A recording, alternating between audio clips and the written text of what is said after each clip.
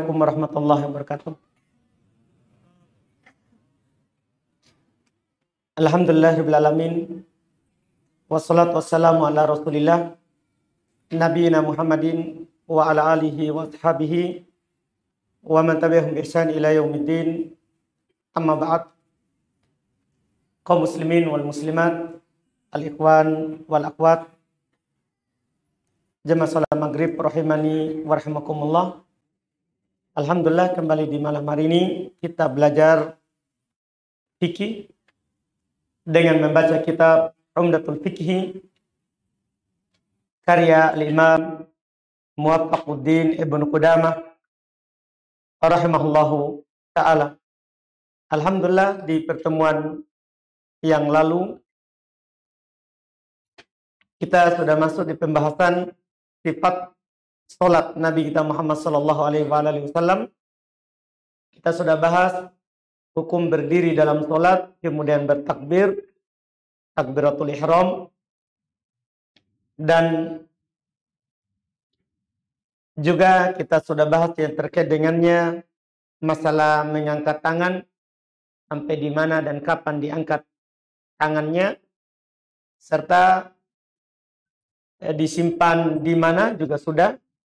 Karena Nabi SAW katakan, penulis katakan, wa yaj'aluhuma tahta surratihi, dia jadikan di bawah pusarnya.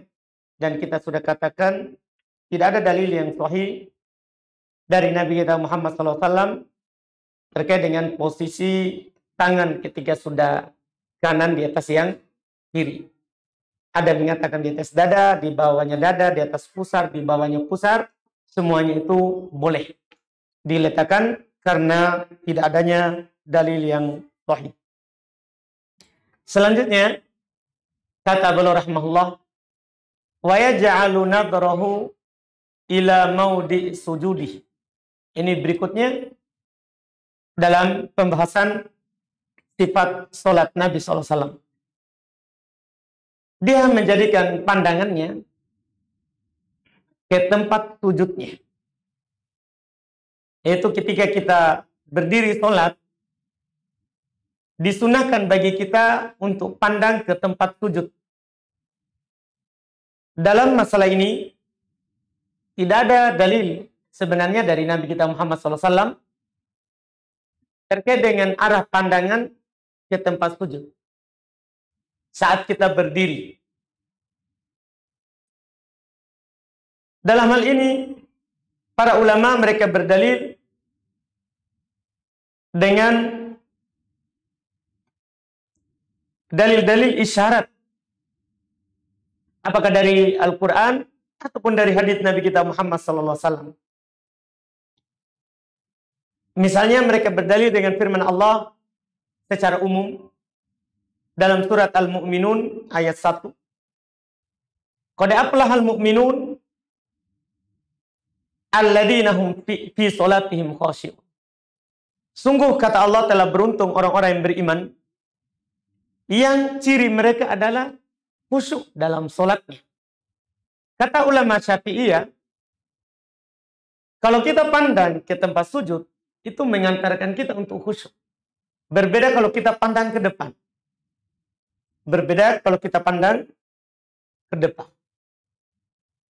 Ini dalil mereka. Di antara juga dalil mereka adalah perbuatan para sahabat Nabi SAW. Dinukil oleh seorang tabi'in yang bernama Muhammad Ibnu Sirin. Kata beliau, kana ashabu Rasulillah yarfa'una abasarahum ila sama fis shalah. Adalah para sahabat Nabi Shallallahu Alaihi Wasallam dulu, mereka mengangkat pandangan mereka ke langit dalam keadaan sholat. Jadi memandang ke atas dalam keadaan sholat. Falamma nazzalat, tatkala turun ayat tadi yang kami baca, surat Al-Mu'minun ayat 1. Qad aflahal mu'minun alladzina hum fi sholatihim khashi'un. Tatkala turun ayat itu, kata beliau, khafadu absarahum ila mawadi sujudihim. Maka mereka merendahkan, menundukkan pandangan mereka ke tempat sujudnya. Nah, ini dalil dari para ulama, termasuk ulama Syafi'iyah, Hanabilah, ya, pengikut Imam Syafi'i, pengikut Imam Ahmad, dan selainnya. Ini adalah dalil, kata mereka, menunjukkan bahwa disunahkan memandang ke arah tempat sujud. Dan kalau ada yang memandang ke depan, tidak mengapa. Karena Nabi juga SAW pernah beliau sholat. Belum melihat ke tirainya Aisyah, melihat ke depan. Dan waktu itu, tirainya Aisyah bergambar, bermotif. Nabi SAW katakan, setelah sholat, al-hatni fi sholat. Ini tirai melalaikanku dalam sholat tadi. Dan beliau menyuruhnya untuk diturunkan dan diganti dengan yang polos. Dalil ini menunjukkan boleh pandang ke depan. Dan kalau ada yang melalaikan, kita pandang ke tempat sujud. Dan tidak berdosa kalau pandang ke depan. Tidak berdosa kalau ada orang yang memandang ke depan. Karena tidak ada dalil khusus dari Nabi kita Muhammad SAW. Alasan mereka cuma lebih khusyuk. Kita pandang ke tempat sujud. Lebih khusyuk. Kalau ada orang khusyuk, walaupun dia pandang ke depan, maka itu tidak mengapa. Itu tidak mengapa. Ini terkait dengan ucapan beliau ini. Wa yaj'alu nadarahu ila maudhi'is sujudi. Dia arahkan pandangannya ke tempat sujudnya. Tsumma yaqul, kemudian dia berkata, kan sudah Allahu Akbar, tangan sudah kanan di atas kiri, kemudian pandang ke tempat sujud, dia berkata, Subhanakallahumma bihamdik, tabarakasmuka wa ta'ala jadduka wa la ilaha ghairuk. Maksudnya membaca doa iftitah. Membaca doa iftitah. Doa iftitah, para ulama kita membahas pembahasan terkait dengannya, dua sisi pembahasan. Pembahasan pertama, hukumnya. Apa hukum membaca doa iftitah dalam sholat sebelum Al-Fatihah? Iya. Pembahasan yang kedua, apa bacaan iftitah? Kita mulai dengan pembahasan pertama, hukumnya.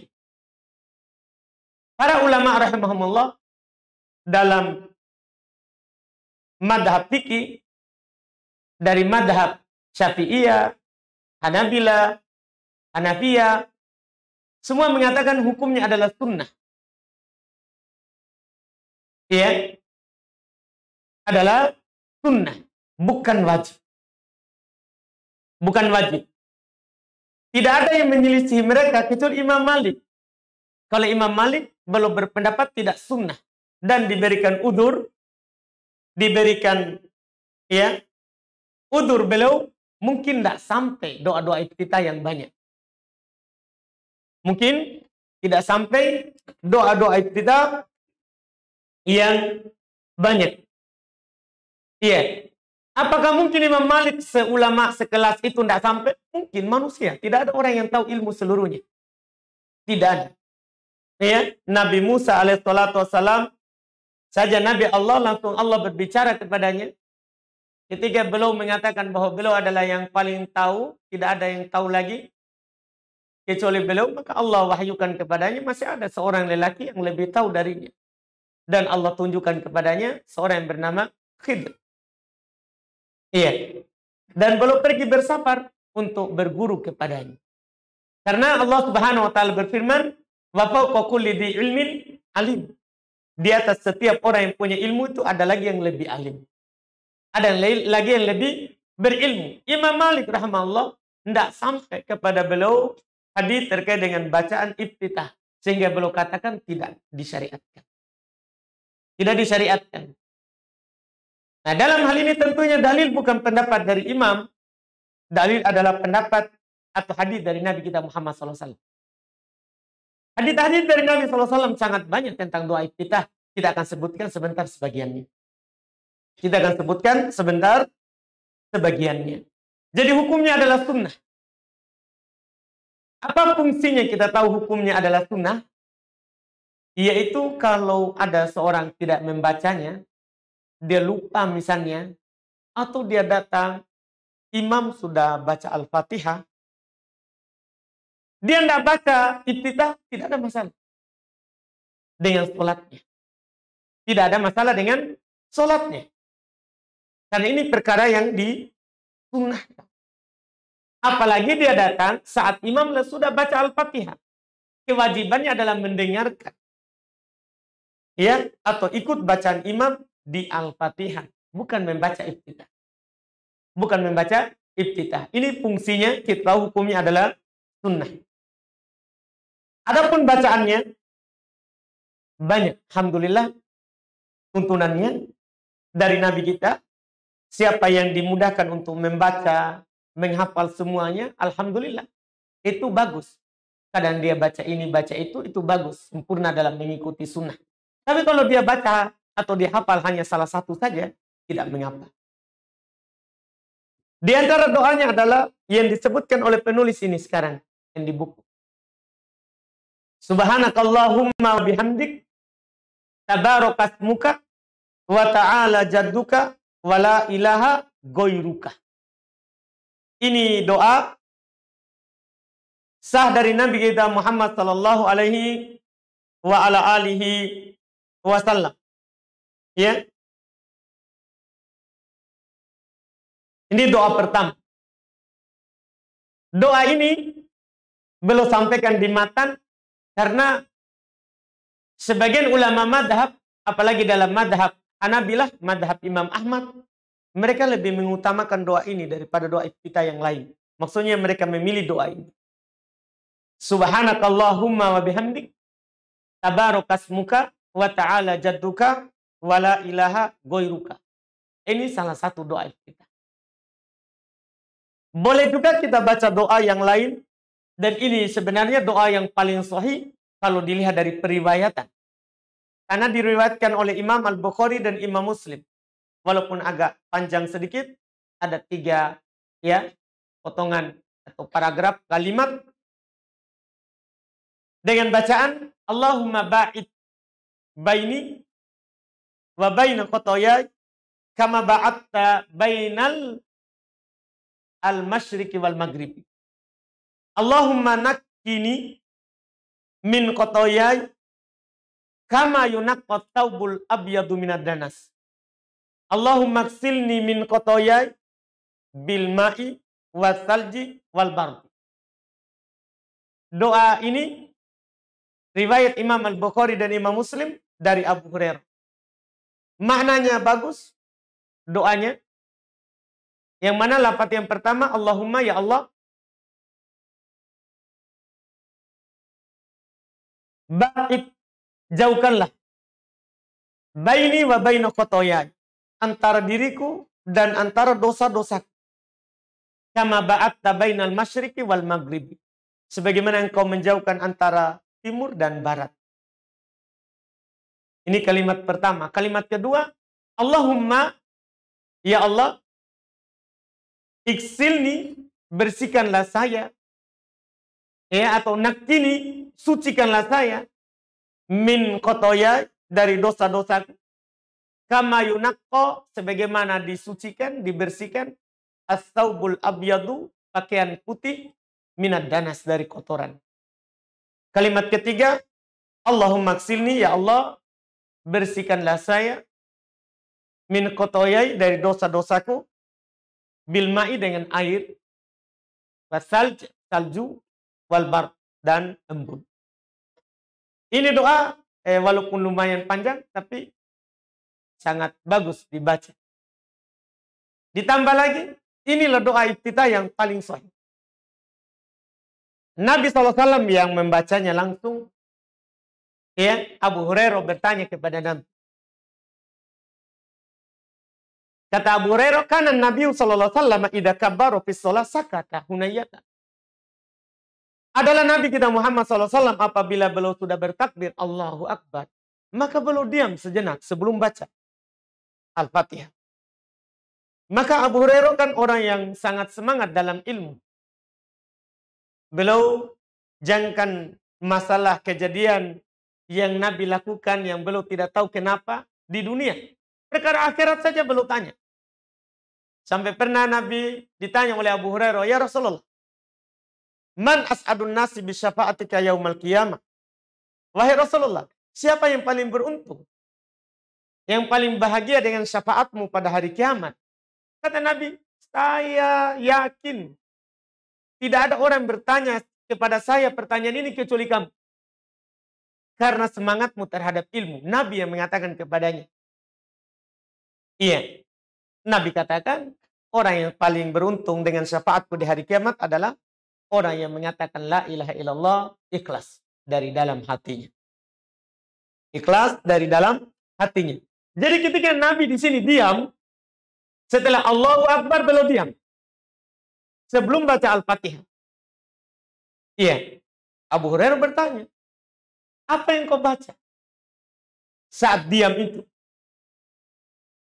Kata Abu Hurairah, kata Nabi SAW, ya, saya baca tadi, Allahumma ba'id baini wa baina khotoyai, sampai akhir. Itu doa iftitah yang kedua. Kalau tidak mampu, boleh pilih yang lebih pendek lagi. Ada doa iftitah dalam riwayat Imam Muslim rahimahullah. Dari Ibnu Umar radhiyallahu taala. Dari Ibnu Umar radhiyallahu taala an. Doa iftitah beliau nukil dari Nabi kita Muhammad SAW yang mana beliau katakan di ujung hadis, saya semenjak mendengar itu tidak pernah lagi meninggalkannya. Maksudnya tidak pernah mengganti-ganti doa iftitah. Iya. Yaitu bacaan Allahu Akbar kabiro walhamdulillahi katsiro wa subhanallahi bukratan wa asila. Sampai di situ. Ini kalau mau yang lebih pendek. Allahu Akbar kabiro. Kita seperti ini sudah hafal semua. Iya. Allahu Akbar kabiro walhamdulillahi katsiro wa subhanallahi bukratan wa asila. Ini riwayat Imam Muslim dari Abdullah ibn Umar radhiyallahu taala anhu. Ini pendek.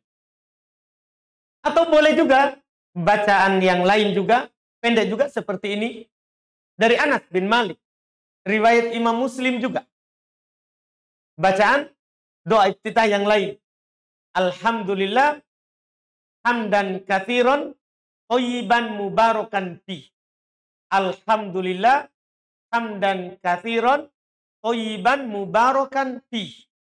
Ini juga boleh dibaca. Boleh dibaca. Bagi yang ingin membacanya. Kalau mau ganti-ganti, tidak apa-apa. Atau kalau mau lebih panjang lagi, boleh juga. Ada dalam hadits Ali bin Abi Thalib, riwayat Imam Muslim. Lebih panjang lagi daripada itu.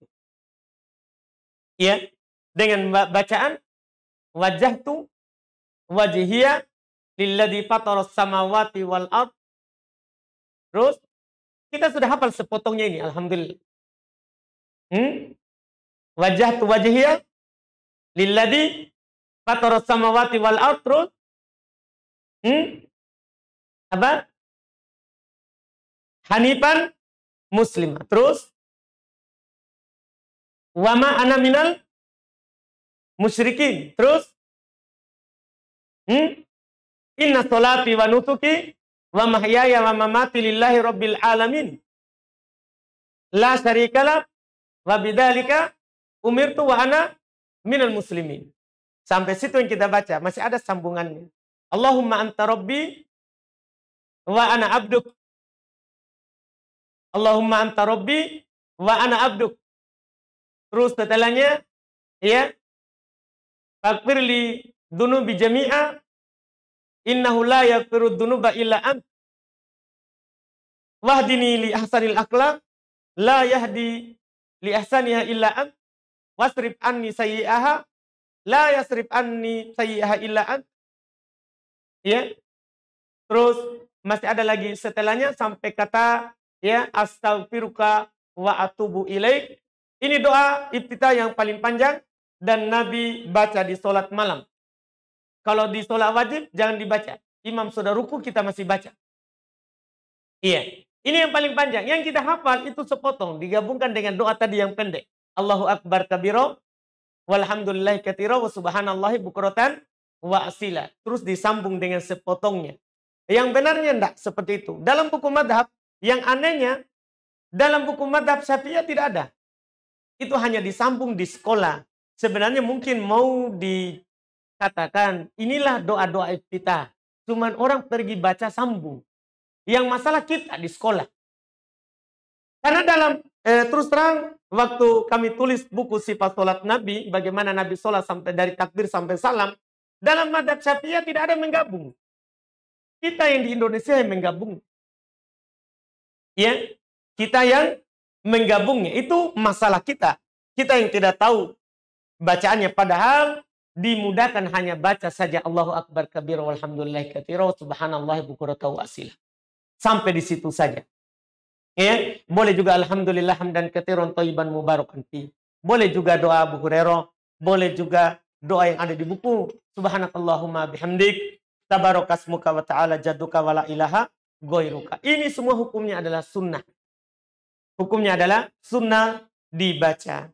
Sama dengan doa nanti sujud, doa ruku, banyak diajarkan. Sunnah kita pilih salah satunya. Tapi kalau kita mampu menghafal semuanya, kadang kita baca ini, baca itu alhamdulillah. Itu sempurna. Ini doa-doa iftitah. Setelah itu, selesai doa iftitah, kata beliau, "Tsumma yaqulu a'udzu billahi minasyaitonir rajim." Kemudian dia berkata, "A'udzu billahi minasyaitonir rajim." Itu sekarang masuk dalam bacaan. Dalam bacaan setelah iftitah, sebelum baca Al-Fatihah. Kita membaca ta'awud. Apa hukum membaca ta'awud? Mayoritas ulama rahimahumullahu ta'ala, mereka katakan hukumnya adalah sunnah. Membaca a'udzu billahi minasyaitonir rajim, hukumnya adalah sunnah, tidak wajib. Hukumnya adalah sunnah, tidak wajib. Mereka berdalil dengan dalil umum, yaitu ayat Al-Quran. Allah Subhanahu wa Ta'ala berfirman, "Fa'idha qara'tal Qur'ana fasta'id billahi minasyaitonir rajim." Apabila kamu baca Al-Quran, karena setelah ini kita akan baca Al-Quran, Al-Fatihah. Apabila kamu baca Al-Quran, maka beristi'adalah, berta'awudlah kepada Allah Subhanahu wa Ta'ala dari syaitan yang terkutuk. Ini dalil umumnya yang menunjukkan disunahkan membaca at-ta'awud. Membaca at-ta'awud. Dan membaca ta'awud ini disebutkan oleh para ulama ya, adalah setiap mau membaca Al-Fatihah. Yaitu setiap rakaat. Walaupun ada juga dari ulama kita, dari dalam ulama madhab, cukup di awal saja. Cukup rakaat pertama. Cukup di rakaat pertama. Cuman kita pilih dia dibaca setiap kita mau baca Al-Fatihah. Karena ta'awud ini lil qiraah, bukan untuk sholat. Dia karena mau baca Quran, bukan karena mau sholat. Karena kalau mau sholat pasti dibaca sebelum sholat. Sebelum takbir. Kita akan baca apa? A'udzu billahi minasyaitonir rajim. Ini untuk baca Quran. Maka kalau ada Quran yang mau kita baca, sunnah kita berta'awud. Sunnah kita berta'awud. Ini terkait dengan berta'awud. Hukumnya sunnah, kemudian dibaca setiap rakaat. Tapi kalau ada yang tidak baca, tidak mengapa dengan sholatnya. Karena ini bukan rukun sholat. Bukan juga kewajiban sholat. Ini adalah sunnah. Sunnah dari sholat. Ini adalah sunnah-sunnah dari sholat. Kemudian berikutnya, belum ya? Alhamdulillah. Sisa satu lagi, mudah-mudahan cukup waktunya. Kata beliau, "Tsumma yaqra'u bismillahirrahmanirrahim." Kemudian dia membaca bismillahirrahmanirrahim. Kita akan membahas di sini banyak pembahasan. tentang bismillah. Kita baca dulu kata beliau, wala yajharu bi syai'in min dzalik. Dia tidak jaharkan sedikit pun dari hal itu.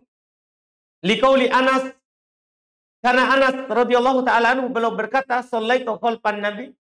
Saya sholat di belakang Nabi, wa Abi Bakar wa Umar wa Utsman, di belakangnya Abu Bakar, Umar, Utsman, falam asma'u ahadan minhum yajharu bi bismillahirrahmanirrahim. Saya tidak mendengar seorang pun dari mereka yang menjaharkan bismillahirrahmanirrahim. Ini masalah membaca bismillah.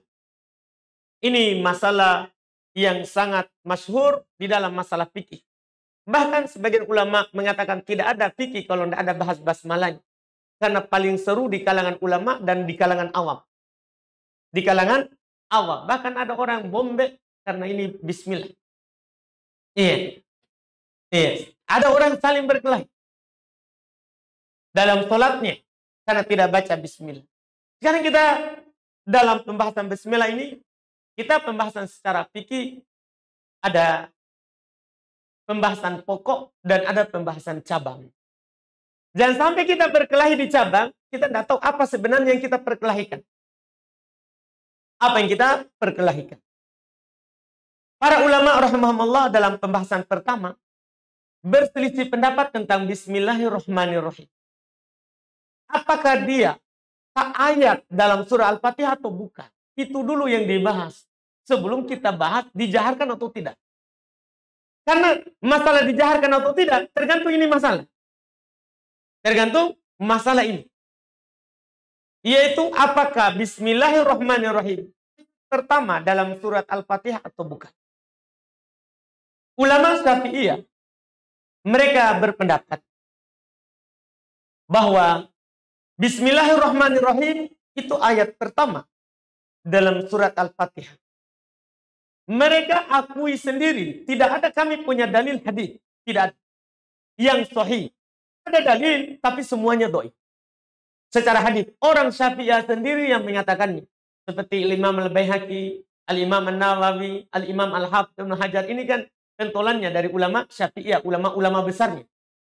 Iya. Mereka sendiri mengatakan bahwa kami tidak punya dalil secara hadis yang bisa dipakai, yang sahih. Tapi dalil kami yang paling kuat adalah ditulis nomor 1 di surat Al-Fatihah. Itu dalil kami yang paling kuat. Kata orang Syafi'iyah. Coba kita buka mushaf. Di HP, di mana saja. Kalau kita lihat, itu bismillahirrahmanirrahim nomor 1. Coba kita lihat. Siapa yang mau lihat? Cepat. Di HP-nya, di mushafnya. Hah? Kalau kita buka mushaf, Al-Baqarah. Bismillahirrahmanirrahim, satunya di mana? Di Alif Lam Mim, kan begitu. Demikian pula seluruh ada 112 surat setelahnya, 113 sebenarnya setelah Al-Fatihah. Tapi kan surat At-Taubah tidak ada bismillahirrahmanirrahimnya. Jadi ada 112 surat setelahnya itu semuanya bismillahirrahmanirrahim, tidak ada nomor 1-nya. Tapi di Al-Fatihah ada nomor 1-nya. Antum harus tahu dulu itu dalil mereka. Di ayat pertama dalam surah Al-Fatihah. Ketika mereka bilang itu ayat pertama, berarti sama dengan baca Alhamdulillahirabbil alamin. Alhamdulillahirabbil alamin. Kita jaharkan atau tidak? Jaharkan. Maka bismillahirrahmanirrahim juga sama. Kan ayat 1. Ayat 1. Itulah dalil. Dalil mereka yang paling kuat. Ini yang harus kita pahami. Kenapa mereka jaharkan? Karena mereka bilang ayat pertama. Ayat pertama. Ini ulama Syafi'iyah. Sementara mayoritas ulama madhab yang lain selain Syafi'iyah. Mayoritas ulama madhab yang lain. Mereka berkata Al-Fatihah itu ayat pertamanya adalah Alhamdulillahirabbil alamin. Bukan Bismillahirrahmanirrahim. Bukan. Apa dalilnya? Dalil mereka bukan yang ditulis di mushaf. Dalil mereka yang pertama adalah hadis dari Abu Hurairah. Nabi SAW riwayat Imam Muslim. Nabi SAW bersabda, Allah Subhanahu wa taala berfirman, maksudnya hadis qudsi. Ini langsung Allah Subhanahu wa taala. Jadi Allah Subhanahu wa taala berfirman, qasamtu sholata baini wa baina abdi ismain atau niswain. Saya membagi surat Al-Fatihah itu menjadi dua. Kata Allah, Allah Subhanahu wa taala yang menyatakan. Saya membagi surat Al-Fatihah itu menjadi dua. Ia menjadi dua. Setelah itu Allah katakan, idza qala abdi, apabila hambaku membaca alhamdulillahirabbil alamin, qultu hamidani abdi.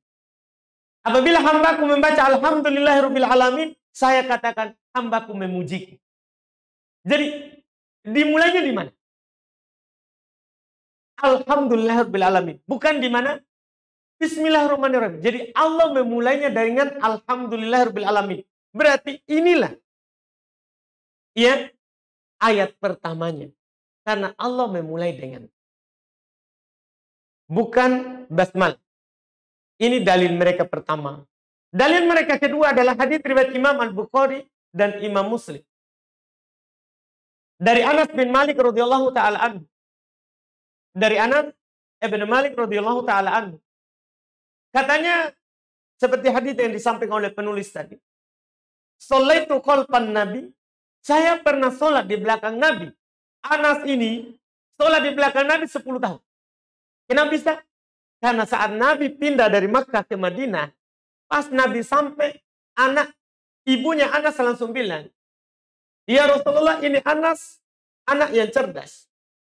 Jadikan dia pelayan. Jadi dia menjadi pelayan Nabi dari Nabi datang ke Madinah sampai Nabi meninggal. Saat dimukim dan disafar. Bahkan kadang Anas menukil, saya tahu Nabi SAW mendatangi istrinya di malam hari ini, siapa saja. Dan berapa. Ini sampai masalah apa? Rumah tangganya. Belum tahu. Karena Anas ini, dialah yang melayani Nabi, ambil air wudunya, bahkan bawakan air untuk buang air hajat. Ini Anas. Jadi dia bilang, saya sholat di belakang Nabi. Di belakangnya Abu Bakar. Karena Abu Bakar setelah Nabi meninggal, beliaulah imam. Di belakangnya Umar, di belakangnya Utsman. Semuanya tidak membaca Bismillahirrahmanirrahim di awal, tidak pula di akhir. Mereka semua memulai bacaannya dengan Alhamdulillahirabbil alamin. Berarti bukan ayat pertama. Ini dalil kedua. Riwayat Imam Al-Bukhari dan Imam Muslim. Dalil yang kedua.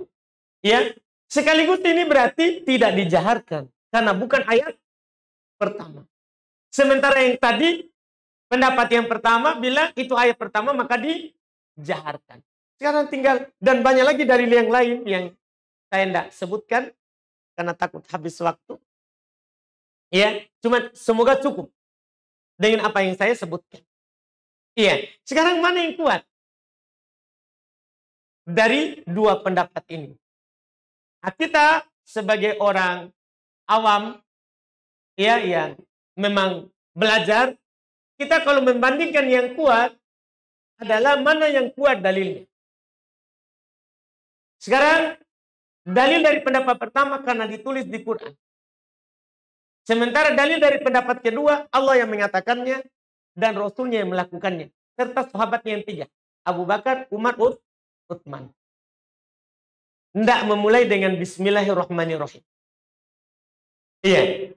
Didukung oleh perbuatannya Umar. Sekarang kita lihat kembali ke sejarah, ke belakang. Yang menulis ini Al-Fatihah di mushaf kita yang kita pegang sekarang ini. Siapa? Siapa yang menulis? Utsman ibn Affan. Yang pertama sekali mengumpulkan mushaf sampai kita pegang saat ini itu adalah mushaf Utsmani namanya. Mushaf yang ditulis dan diperintahkan oleh Utsman untuk dikumpulkan. Untuk dikumpulkan dalam satu mushaf. Sudah? Jadi gimana ini? Lanjut pekan depan yang kuatnya atau sekarang dulu? Sekarang ya. Satu, sedikit. Baik. Jadi ini supaya tidak menggantung. Iya. Ini kan yang menulis mushaf Utsman. Utsman baca atau tidak? Itu masalahnya. Yang meletakkannya didukung oleh hadits Ibn Abbas. Kata Ibn Abbas, karena Nabi SAW la ya'rifu fasla kulla suarin hatta tunazzilu bismillahirrahmanirrahim. Ya. Katanya adalah Nabi SAW tidak tahu pemisah di setiap surat sampai Allah turunkan bismillahirrahmanirrahim. Jadi bismillahirrahmanirrahim ini pemisah setiap surat, bukan ayat pertama dari setiap surat. Dari setiap surat. Ini insya Allah yang kuatnya, ya, yang kuatnya. Karena dia bukan ayat pertama, tidak dijaharkan. Tidak dijaharkan. Namun tidak perlu kita saling marah kalau ada yang menjaharkannya. Itu adalah dia berdalil karena ditulis di mushaf. Ya. Dan kalau ada yang tidak menjaharkannya, ya, tidak perlu juga kita marah-marah. Karena ada sebagian orang kalau ada imam tidak jaharkan, dia bilang bismillahirrahmanirrahim. Iya, dia kira dilupa. Bukan dilupa, karena itu memang tidak dibaca jaharkan. Masih ada pembahasannya insya Allah. Kita lanjut di pertemuan yang akan datang. Tentang bismillahirrahmanirrahim. Insya Allah ta'ala. Kemudian kita baca beberapa pertanyaan. Bagaimana hukum kita masuk di suatu instansi melalui orang dalam, tapi memberikan uang sebagai persyaratan? Tidak boleh. Ya, mau orang dalam, orang luar, namanya menyogok, ya diharamkan. Nabi SAW bersabda, man ghasyana falaysa minna. Siapa yang menyogok, menyuap, bukan dari kami. Dan itu adalah dosa besar. Itu adalah dosa besar. Tidak dibolehkan hal tersebut.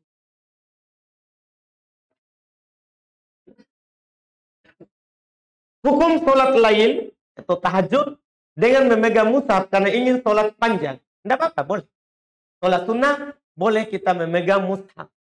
Boleh kita memegang mushaf.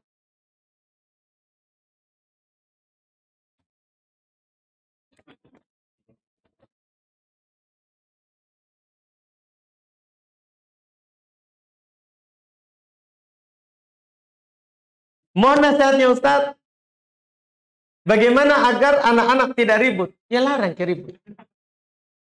Itu saja nasihatnya. Iya, ibu-ibu yang bawa anak, ini sebenarnya ya curhat ya. Iya, curhat. Tapi sebenarnya seribut apapun anak-anak, kalau antum konsentrasi itu tidak pengaruh. Tidak berpengaruh. Karena kalau ada kita fokus kepada sesuatu, kita walaupun masjid ini roboh, tidak berpengaruh. Buktinya anak tidak terganggu dengan ributnya anak-anak. Iya. Ini yang terganggu, yang pikirannya kemana-mana. Dia selalu pikirkan anak-anak saja. Coba dia pikirkan dirinya. Kan sebenarnya seperti itu. Dan anak-anak dibawa ke masjid itu tidak bisa kita larang. Nah, itu bagus untuk generasi akan datang. Para ulama dulu, mereka kalau pergi belajar hadis, mendengarkan hadis, mereka bawa anak-anaknya. Supaya terlatih di majelis. Minimal mereka nanti besar tidak benci terhadap ilmu. Mereka sudah ada tertanam, oh ini orang tuaku dulu lakukan. Biasa saya dibawa. Itu faedahnya begitu. Walaupun dia tidak datang belajar, tapi dia lihat ibunya belajar, ayahnya belajar. Itu yang tertanam dalam hatinya. Akhirnya nanti suatu saat, kalau disampaikan kepadanya kebaikan atau ada majelis kebaikan, dia akan ikut duduk sama orang-orang yang duduk. Jadi sekarang caranya ya bagaimana ibu-ibu jaga anaknya sedikit. Demikian pula bapak-bapak yang bawa anak, ya, jaga anaknya sedikit. Dan walaupun dia ribut, ya dimaafkan. Anak-anak itu dimaafkan. Cuman dijaga.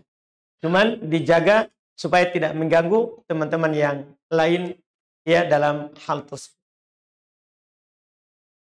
Kemudian berikutnya, ini pertanyaan satu kertas, tapi ya. Saya pernah gagal dalam pernikahan karena kami tidak sependapat dalam agama. Sejak saya nikah lagi, dan menjadi istri kedua. Yang menjadi masalahnya, saya tidak pernah dianggap dan selalu dianggap istri simpanan saja.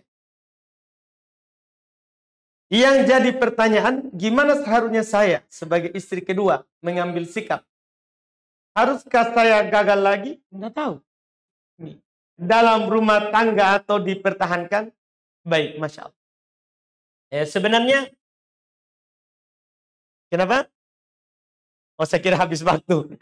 Baik. Baik.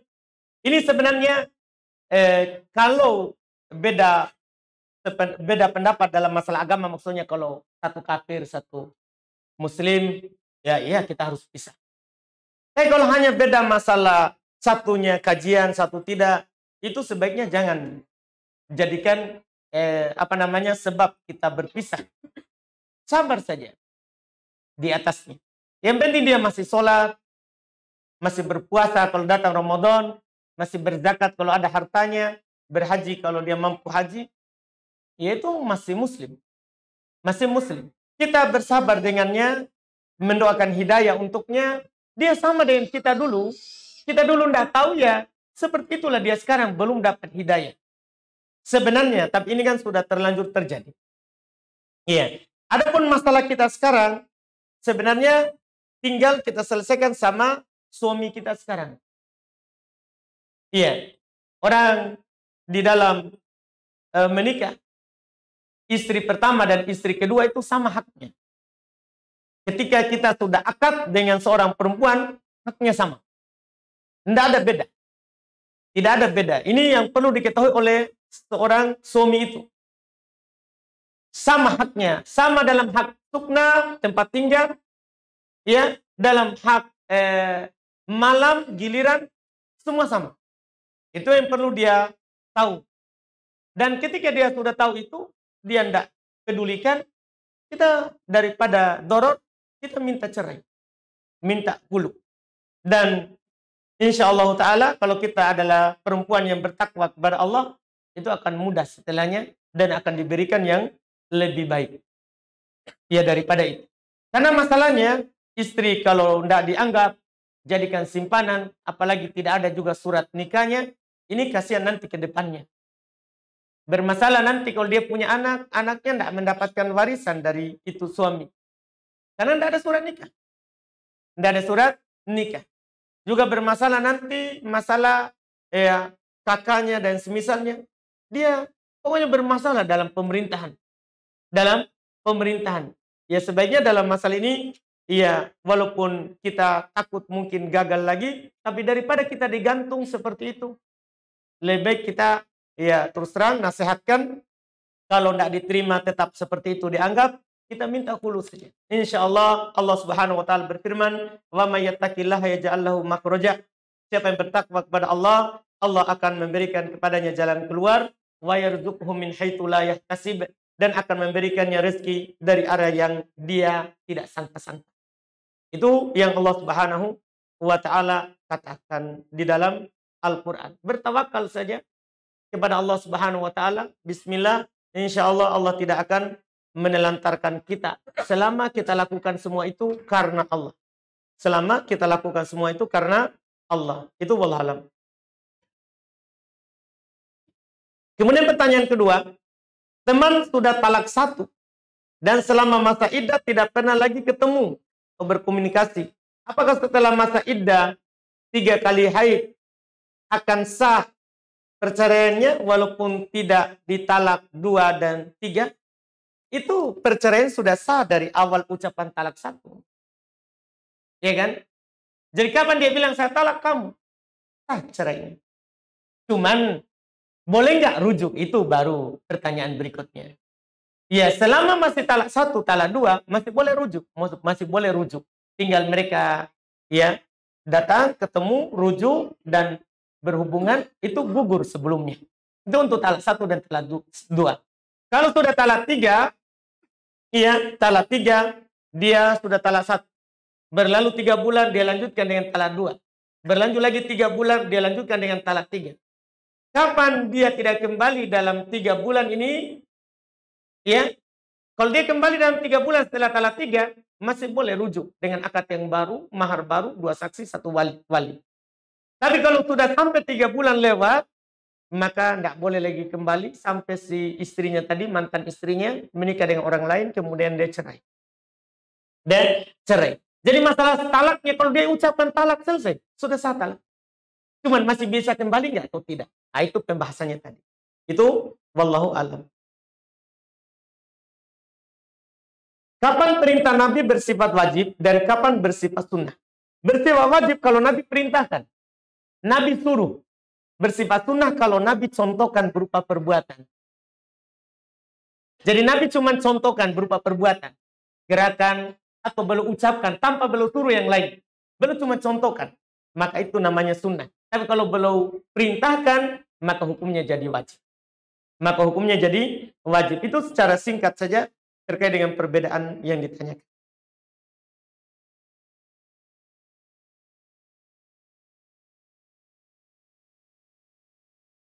Mau tanya, apakah seorang penuntut ilmu boleh memberitahu kepada orang awam mengenai kesesatan dan penyimpangan seorang ustadz? Dalam memberikan ilmu itu kita mulai dari yang paling penting. Kemudian yang penting berikutnya. Setiap orang yang memiliki ilmu harus punya timbangan. Dan itu timbangan yang syar'i. Tidak semua apa yang kita tahu itu kita keluarkan. Kita sampaikan kepada orang. Tapi sampaikan kepadanya yang paling penting untuknya. Lihat ketika Nabi SAW mengutus Mu'adz ibn Jabal ke Yaman. Padahal kan ini sahabat, sudah lama belajar. Sudah lama belajar. Nabi kasih tahu kepadanya. Kamu akan mendatangi ahli kitab. Kamu akan mendatangi ahli kitab. Hendaklah yang paling pertama kamu sampaikan, la ilaha illallah. Fa'inhum atau kalidali, kalau mereka sudah taat kepada kamu dalam masalah itu, kasih tahu, Allah wajibkan sholat 5 waktu. Kalau mereka sudah lakukan itu sholat 5 waktu, kabarkan kepadanya bahwasannya wajib dia keluarkan zakat dari hartanya, kalau dia punya, dikasih ke orang miskin. Ini kan bertahap dalam apa? Belajar. Nah, jangan dipindah, jangan pindah sebelum itu. Iya, masalah mengetahui orang sesat atau tidak, kalau dia sudah tahu ilmu, insya Allah akan paham sendiri. Akan paham sendiri. Karena kalau kita pahamkan dari awal hal itu, yang ada cuma kebencian. Ini cuma mau masuk surga sendiri. Kan begitu jadinya, padahal dia belum belajar. Belum belajar. Jadi harus punya tahap di dalam menyampaikan ilmu sesuai dengan Nabi kita Muhammad SAW. Wallahualam, alhamdulillah, karena waktu sudah habis, kita cukupkan dan insya Allah pembahasan kita masih berlanjut. Ini masalah sholat, insya Allah masih lama. Kita cukupkan dulu untuk sementara. Subhanallah, bihamdik, asyhadu an la ilaha illa anta, astaghfiruka wa atubu ilaik. Assalamualaikum warahmatullahi wabarakatuh.